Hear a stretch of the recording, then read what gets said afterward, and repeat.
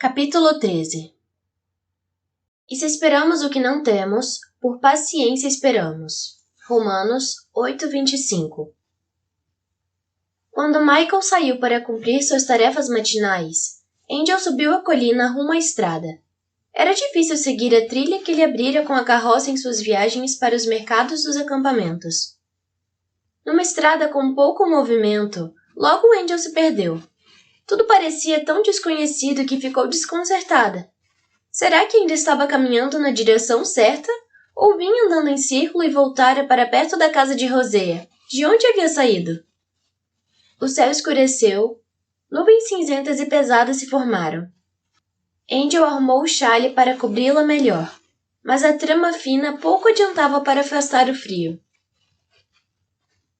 Foi para as montanhas, pensando que Paradise devia ficar em algum ponto por lá, e que indo naquela direção tinha mais chance de chegar. Além disso, ir para o leste a levaria para longe de Michael Rosea. Quanto mais longe dele, melhor. As coisas haviam mudado entre os dois. Não era que ele finalmente havia feito sexo com ela. Era outra coisa, mais profunda e mais básica. Algo que estava além de sua compreensão.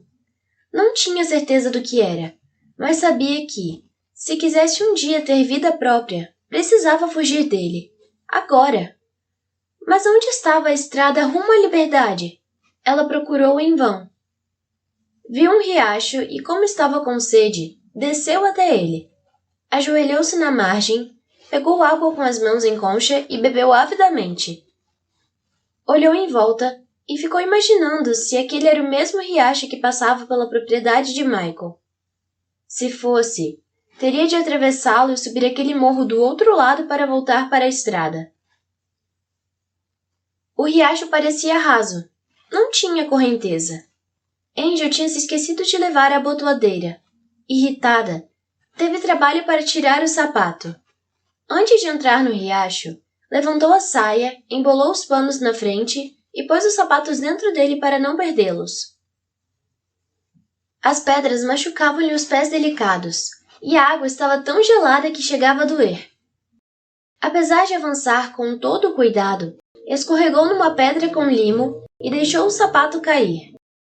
Praguejando, ela se abaixou para pegá-lo, escorregou de novo e dessa vez caiu na água. Rapidamente ficou de pé, mas já estava ensopada. Pior, o par de sapatos tinha flutuado para longe, rio abaixo. Ela tirou o chale e o jogou na margem. Um sapato se encheu de água e afundou. Angel conseguiu pegá-lo com facilidade e o prendeu na cintura da saia. O outro pé tinha se enroscado nos galhos de uma árvore caída. Ela foi andando na água para chegar até ele. O riacho ficou mais fundo e a correnteza mais forte, mas sabia que não podia fazer aquela longa caminhada até Paradise descalça. Tinha de pegar o sapato. Decidida, Angel levantou mais a saia e foi chegando perto. Mas o leito do rio afundou de repente, então ela se segurou no galho e esticou o outro braço para pegar o sapato. Raspou a ponta dos dedos nele uma vez e o galho se quebrou. Ela gritou e afundou rapidamente, a água gelada cobrindo-lhe a cabeça. Ela se debateu e a correnteza carregou para debaixo da árvore. Agarrou-se ao tronco e se pôs de pé já sem ar. A saia ficou presa em alguma coisa. Pendurou-se com toda a força na árvore caída e, chutando, conseguiu soltá-la. Agarrou o mato mais próximo. Os espinhos de amora furaram-lhe a palma das mãos, mas ela se firmou e se arrastou para um terreno seguro na margem, ficando lá estirada. Tremia violentamente de medo e de frio. Irritada, jogou pedras no sapato até que ele se soltou e foi levado pela correnteza. Parou nos juncos, não muito longe, e não foi difícil pegá-lo. Com frio, cansada e se sentindo péssima, calçou os sapatos enlameados e subiu a colina, certa de que encontraria a estrada. Mas não a encontrou. Começou a chover, primeiro algumas gotas esparsas, depois mais forte. O cabelo grudou na cabeça e a água escorria por dentro da saia. Com frio, tensa e exausta demais para sentir qualquer dor, Angel se sentou e apoiou a cabeça nas mãos. De que adiantava aquilo? E se chegasse até a estrada? Não conseguiria andar aqueles quilômetros todos. Jamais conseguiria. Já estava exausta, dolorida e com fome. E ainda não tinha nem encontrado o caminho. Quem estaria lá para lhe dar uma carona até Paradise? E se fosse alguém como McGowan? Foi atormentada pelas imagens da lareira quente de Michael, do acolchoado pesado e da comida. Nem tinha pensado em levar alguma coisa para comer. As paredes do estômago já estavam coladas de tanta fome. Abatida, mas determinada, Angel se levantou e seguiu em frente. Depois de pouco mais de 1 quilômetro, os pés doíam tanto que acabou tirando os sapatos e guardando-os. Um em cada bolso da saia, e nem percebeu quando caíram na estrada. Quando Michael voltou para tomar café e viu que Angel não estava lá, selou seu cavalo e saiu para procurá-la. Culpou-se de não ter previsto isso. Tinha visto o olhar dela quando pedira que dissesse seu nome na noite anterior. Tinha derrubado suas defesas naquele breve instante e ela não gostou. Seguiu pela estrada até onde ela tinha chegado e rastreou-a até o riacho. Encontrou Charlie de Tessie. Viu a pegada do sapato na margem e seguiu a trilha subindo a colina. Começou a chover. Michael ficou preocupado. Ela devia estar encharcada, com frio e provavelmente com medo. Era evidente que se perdera, que não sabia para onde estava indo. Ele encontrou os sapatos. Meu Deus, ela está se afastando da estrada. Galopou até o topo da colina e procurou por ela. Deu para vê-la ao longe, atravessando um pasto. Botou as mãos em concha na boca e gritou: Mara! Ela parou e virou-se para trás. Michael percebeu, mesmo à distância, pela postura dos ombros e pela cabeça inclinada, que ela estava determinada a deixá-lo. Cavalgou lentamente até ela. Quando estava a uns 100 metros, apeou o cavalo e foi andando. O rosto dela estava sujo, a blusa rasgada. Viu manchas de sangue na saia. O olhar dela fez com que ele mordesse a língua. Vou embora, ela disse. Descalça? Se for preciso, vamos conversar. Quando Michael pôs a mão embaixo de seu cotovelo, Angel recuou e lhe deu um tapa na cara. Ele tropeçou para trás atônito, secou o sangue da boca e a encarou. Para que isso? Disse que estou indo embora. Pode me arrastar de volta que fujo de novo. Todo o tempo que custar para você enfiar isso em sua cabeça dura. Michael ficou em silêncio. A raiva ardia mais quente do que a face, mas ele sabia que qualquer coisa que dissesse agora seria motivo para se arrepender depois. Está me ouvindo, Michael? Este país é livre. Você não pode me obrigar a ficar. Ele continuou calado. Não sou sua propriedade. Não importa quanto tenha pago para a duquesa. Paciência, disse Deus. Ora, a paciência estava se esgotando. Michael limpou o sangue do lábio. Levo você na garupa até a estrada. E foi andando para pegar o cavalo. Angel ficou parada, boquiaberta. Ela se virou para trás e olhou para ela, que empinou o queixo, mas não se mexeu. Você quer ou não quer a carona? Disse Michael. Ela foi para junto dele. Então você finalmente criou juízo. Ele a levantou, a pôs na sela e subiu atrás dela. Quando chegaram à estrada, segurou seu braço e a pôs no chão. Ela ficou olhando para ele, confusa. Michael desamarrou o cantil e o jogou para ela. Angel o agarrou junto ao peito. Ele tirou os sapatos do bolso do casaco e os deixou cair aos seus pés. Paradise é para lá, disse. São 60 quilômetros de subida o tempo todo, e McGowan e a duquesa estão à sua espera no fim do caminho. Ele apontou com a cabeça para a direção oposta. Nossa casa fica para aquele lado. 1,5 quilômetro de descida, fogo, comida e eu. Mas é melhor que entenda uma coisa. Se voltar, vamos recomeçar de onde paramos ontem à noite e continuaremos vivendo de acordo com as minhas regras. E a deixou lá, imóvel e sozinha na estrada. Já era noite quando Mary abriu a porta da cabana. Michael levantou a cabeça, olhando por cima do livro que estava lendo, mas não disse nada. Ela ficou lá parada um tempo, abatida, esgotada e coberta de terra da estrada. Calada, entrou. Vou esperar a primavera, disse com amargura, deixando cair o cantil na mesa. E despencou num banquinho, como se todos os músculos do corpo doessem, mas continuou teimosa demais para se aproximar da lareira.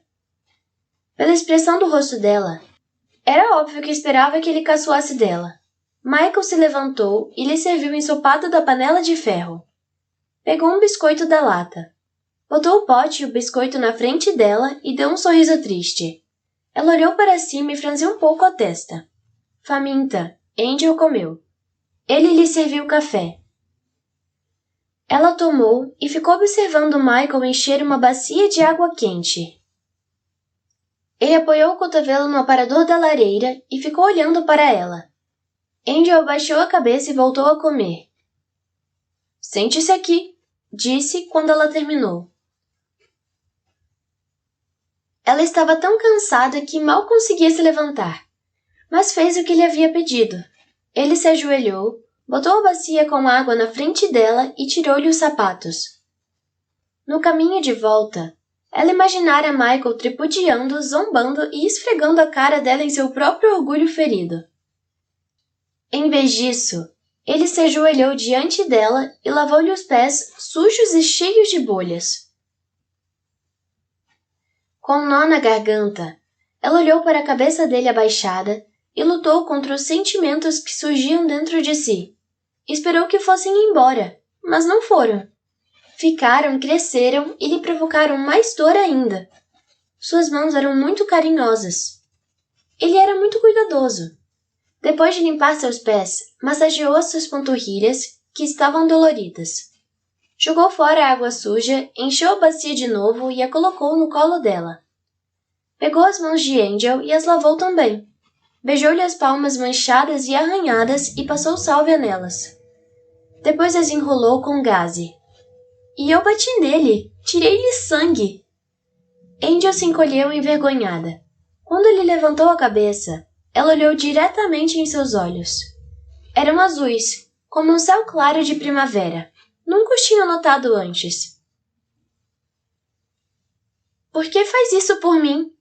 Ela perguntou com a voz embargada. Por quê? Porque para alguns de nós pode ser mais difícil caminhar 1 quilômetro do que 60. Ele tirou a terra e os nós do cabelo dela, a despiu e a pôs na cama. Despiu-se também e deitou-se ao lado dela. Ficou quieto e não lhe perguntou nada. Angel queria se explicar. Queria dizer que estava arrependida, mas as palavras não vinham. Entalaram como pedras quentes no peito, puxando-a para baixo cada vez mais para o fundo. Não quero sentir isso. Não posso me permitir sentir isso.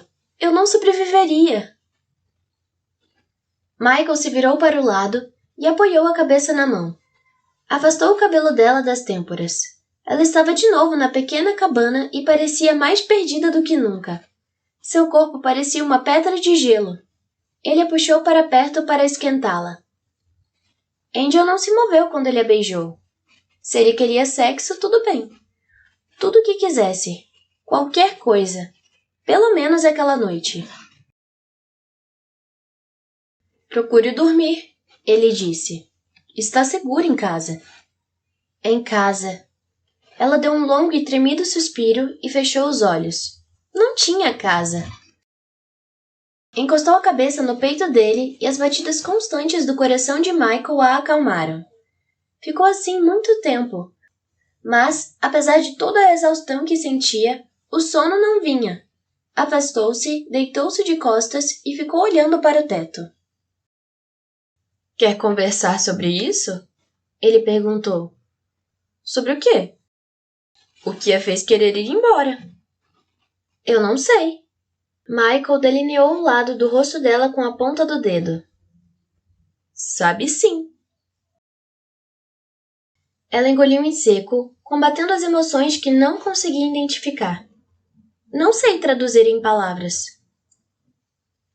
Ele enrolou uma mecha do cabelo louro no dedo e a puxou suavemente.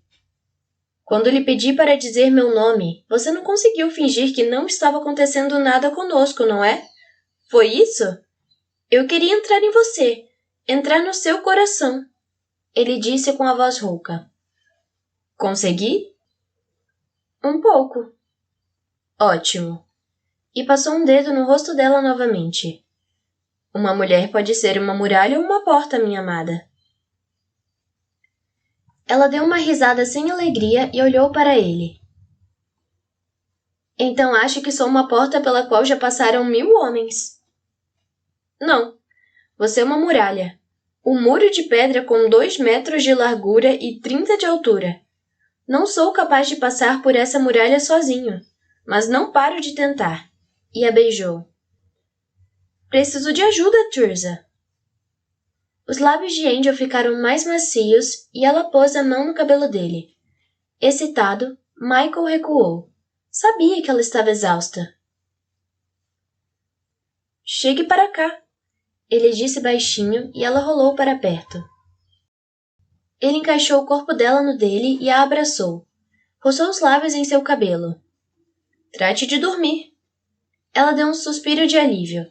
Levou poucos minutos para o cansaço vencer. Dormiu na segurança dos braços de Michael e sonhou com um muro alto e largo. Ele estava lá embaixo, plantando vinhos. Assim que as mudas encostavam no solo, cresciam e espalhavam vida verde pelo muro, enfiando as gavinhas fortes entre as pedras. O reboco se desfazia. Michael estava deitado no escuro, completamente acordado. Teria de desistir daquela esperança de romper as barreiras dela. Mas como vou alcançá-la, meu Deus? Diga-me como! Fechou os olhos e dormiu tranquilamente. Esqueceu o inimigo à solta pelo mundo. A batalha ainda não estava vencida. Paul estava voltando para casa.